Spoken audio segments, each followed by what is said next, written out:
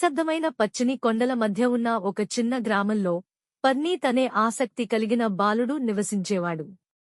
అతనికి ఎప్పుడూ దూరంలో ఉన్న ఆకాశరేఖకి అవతల ఏదో కొత్త ప్రపంచం తన కోసం ఎదురు చూస్తుందేమో అనిపించేది.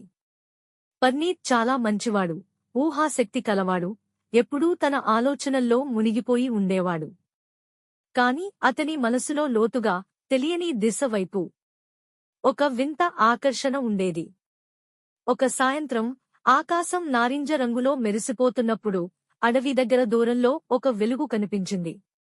ఆ వెలుగు అతన్ని పిలుస్తున్నట్టుగా మెరుస్తూ ఉండింది.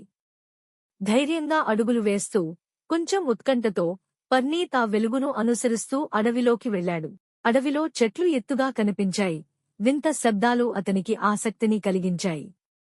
అతని గుండె వేగంగా కొట్టుకున్నా అతను ముందుకు సాగుతూనే ఉన్నాడు. అప్పుడే ఒక చిన్న వెలిగే జీవి అతని పక్కన కనిపించింది. అది అతని దారిని వెలిగిస్తూ ముందుకు తీసుకెళ్ళింది.